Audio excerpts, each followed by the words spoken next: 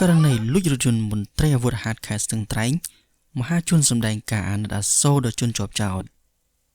លោកផនផល្លាដែលគេស្គាល់ថាគឺជាប្រធានអង្គការមណ្ឌលកុមារកំព្រាមេឈើនៅថ្ងៃទី6ខែតុលាឆ្នាំ2022នេះបានប្រកាសរកមេធាវីចធននិងសប្បុរសម្នាក់ដែលមិនយកលុយដើម្បីប្រឹក្សាផ្នែកច្បាប់ដល់ជនជាប់ចោទដែលជនជាប់ចោទពីបទលួចរថយន្តរបស់មន្ត្រីកងរាជអាវុធហត្ថខេត្តស្ទឹងត្រែងករណីលួចរថយន្តនេះមន្ត្រីអាវុធហត្ថបានដឹងថាជនសង្ស័យម្នាក់បានជិះម៉ូតូម៉ាកអាវ៉េវគ្មានស្លាកលេខបានមកចតទុករួចក៏លួចយករថយន្តមន្ត្រីអាវុធហត្ថម្នាក់បើកចេញពីមុខស្នាក់ការអាវុធហត្ថក្រុងស្ទឹងត្រែងកាលអំពីរសៀលថ្ងៃទី4ខែតុលាឆ្នាំ2022នៅភូមិបាចុងសង្កាត់ព្រះបាទក្រុងស្ទឹងត្រែងជនសង្ស័យឈ្មោះប៊ុនទុំអាយុ32ឆ្នាំគឺជាកម្មករក្រុមហ៊ុនចំការជែកនៅភូមិសំអាងស្រុកថាឡាបរវត្តដែលបទជាប់ចោទពីបទលួចរថយន្តម៉ាកកាមរីឆ្លាមពាក់ស្លាកលេខ 2L5 កុដ38របស់ឈ្មោះអុលសៀងវុធីនីសេតិកាកងរាជអាវុធហត្ថមូលដ្ឋានក្រុងដែលមានទីតាំងនៅក្នុងភូមិរាជាគោលខេត្តស្ទឹងត្រែងក្រៅអំពីបាត់រថយន្តដែលចតនៅមុខស្នាក់ការភ្លាមកម្លាំងអាវុធហត្ថសហការជាមួយនឹងមន្ត្រីនគរបាលចរាចរណ៍ក៏បើករថយន្តដេញតាមចាប់ជនសង្ស័យនឹងរថយន្តនៅតាមផ្លូវជាតិលេខ9ភូមិស្រែឫស្សីស្រុកថាឡាបរវត្តរួចក៏បន្តសំណុំរឿងបញ្ជូនទៅតុលាការតាមរយៈវីដេអូឃ្លីបដែលមហាជនបានទស្សនារួចបានលើកឡើងថាសម្ដីឪពុកនៅក្នុងវីដេអូបានប្រាប់ទី1ឲ្យឡានខ្ញុំជិះបែរជាថាខ្ញុំលួចឡានទី2ខ្ញុំអត់ចេះជក់ថ្នាំផងថាខ្ញុំបែកថ្នាំមតិខ្លះទៀតបានឲ្យដឹងថាឲ្យគ្នាជិះឡានរួចចោទថាគ្នាលួចឡានទៅវិញខ្ញុំអង្គុយមើលវីដេអូនេះ3ទៅ4ដងហើយគ្នាឆ្លើយថាមិនបានលួចទេម្ចាស់ឡានគាត់ឲ្យជិះគឺដើម្បីលួងកុំឲ្យកូនប្រុសគាត់យំគ្នាមិនលក់ថ្នាំទេចោទគ្នាទៅលក់ថ្នាំទៀតបើគ្នាជាចៅមែនគ្នាមិនយកកូនតូចមកលួចជាមួយទេគួរយល់ផងទៀនគ្នាបើកយឺតទៀតក្រោយសមត្ថកិច្ចចាប់ខ្លួនជនជាប់ចោទដាក់ខ្នោះគ្នាអោនថើបកូនខ្ញុំមើលហើយកំសត់ណាស់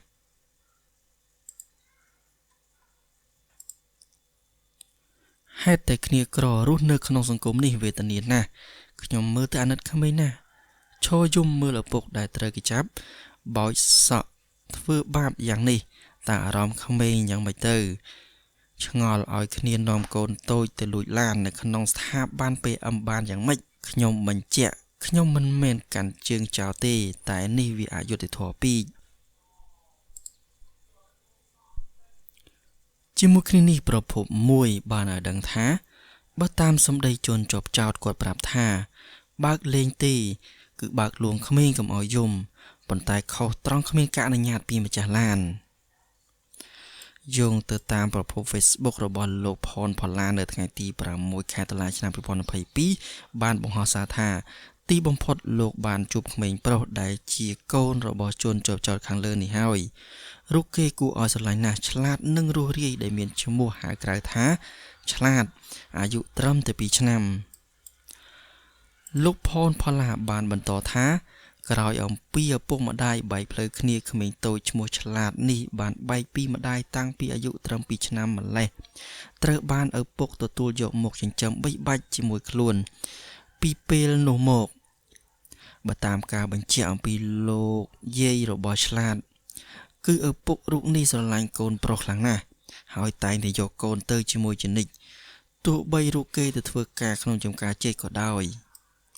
ប្រភពពីបងស្រីម្នាក់ដែលជាបុគ្គលិកនៅក្នុងចំការជែកក៏បាននិយាយប្រាប់ថាលោកផនផល្លាផងដែរពេលធ្វើការជំរះស្មៅនៅក្នុងចំការជែកម្ដងឪពុករបស់ឆ្លាតតែងតែប្រើដៃម្ខាង3កណ្ដៀតកូនប្រុសហើយដៃម្ខាងទៀតកាន់ជាប់ជំរះស្មៅប្រភពលោកដែលបានបញ្ជាក់បន្តបន្ថែមថា តាំងពីកើតមកពួកគេមិនដែលឃើញឪពុកណាដែលតែងតែបីកូនជាប់ទ្រូងយ៉ាងដូចនេះទេនៅពេលដែលទៅកែបើកលុយឲ្យឪពុករបស់ឆ្លាតម្ដងប្រហែលជា 30,000 ទៅ 40,000 រៀល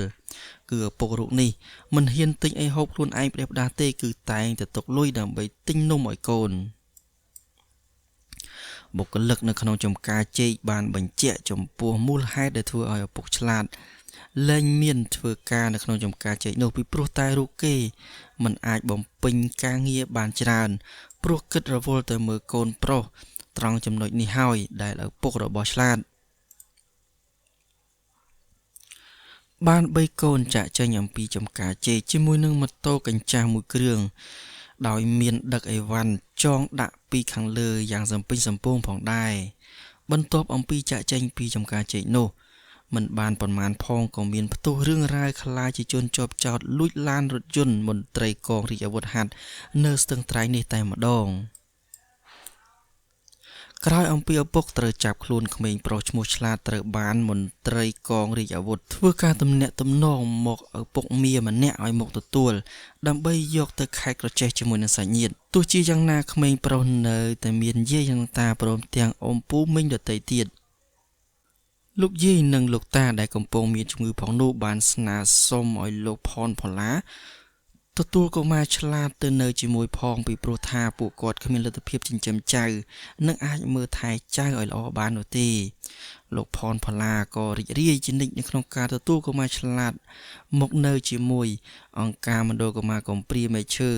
ក៏ប៉ុន្តែរងចាំដំណើរកាត់ក្តីរបស់ពុកកុមារនេះចប់សពគ្រប់សិនលោកផនផល្លាបានបញ្ជាក់ថាលោកបានផ្ញើទុកនៅជាមួយនឹងលោកតាឲ្យមើលសិនព្រមទាំងផ្ដល់ចំណីអាហារឲ្យគ្រប់គ្រាន់ដល់កុមាររាល់ការចំណាយទាំងអស់របស់លោកផនផល្លាគឺជាអ្នករ៉ាប់រងទាំងស្រុងទោះបីជាយ៉ាងណាករណីលួចរថយន្តមន្ត្រីអាវុធហត្ថខេត្តសឹងត្រែងខាងលើរងចាំកាត់ក្តីរបស់តុលាការនៅពេលដែលសំណុំរឿងនិងជនជាប់សង្ស័យត្រូវបញ្ជូនទៅដល់សាលាដំបូងខេត្តសឹងត្រែងមកដាក់យើងធ្វើដាក់ភាពចោលពីណាទេអត់ជាប់សោនេះលុក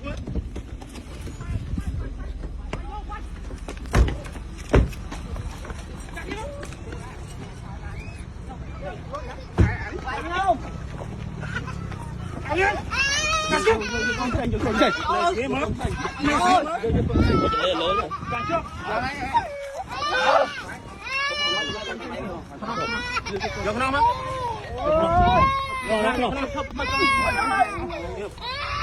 ដូរជើងមកហាមនេះចឹងហ្នឹងចូលចឹងហ្នឹងកាត់មកខ្ញុំម៉ែលោកឡើងតាមមើលទេទួលួចឡានបាយទៀតបាយទៅវីដេអូមកយកក្នុងលើចោលលួចឡានទៅអ៊ំបងបងបាត់ខ្លួនឡានទៅបាយដល់កយមកអត់នេះអត់ចូលមិនមក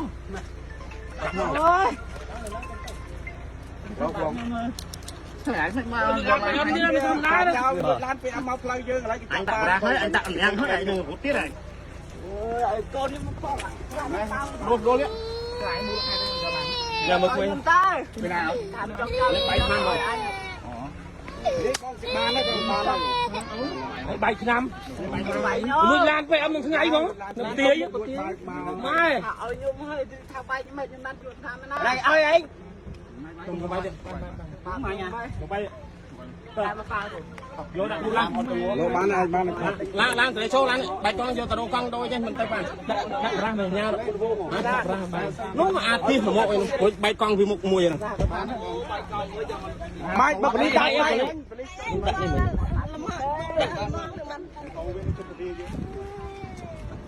ใหญ่เนี่ยนะโตเนี่ยตะลุยไงเนี่ยนะโตទៀតใหญ่เนี่ยนะมานี่យកទៅពីបាទអត់ទេឡានបងមកឲ្យកូនខ្ញុំសិនអញបាត់ជួយសេរីឡានខ្ញុំសិនមួយអនហ្នឹងចេះឲ្យចូលទៅទៀតយកឡានមានអាធីឲ្យយកវាទៅមក ngày vô tới tụi anh bác lan vô tới rồi phải thế là lấy con đi tôi lấy chim lan nhưng mà thôi đi lùi lan quá rồi xem thầy lùi lan kia tới ra ta Ôi bay năm bay năm mày vô mày chứ nha bay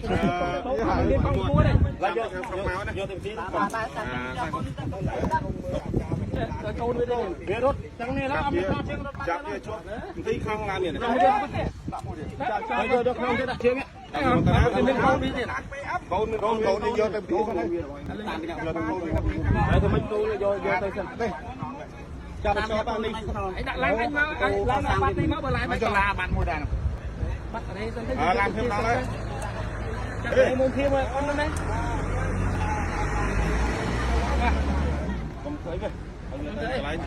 បើចង់សូមចប់នៅតបសារព័ត៌មាននេះតែចំណេះសិនហើយបងប្អូនដែលមិនទាន់បានចុច Subscribe បាទសូមចុច Subscribe ដើម្បីទទួលបាននៅព័ត៌មានផ្សេងៗទៀតបាទសូមអរគុណនិងសូមគោរពលា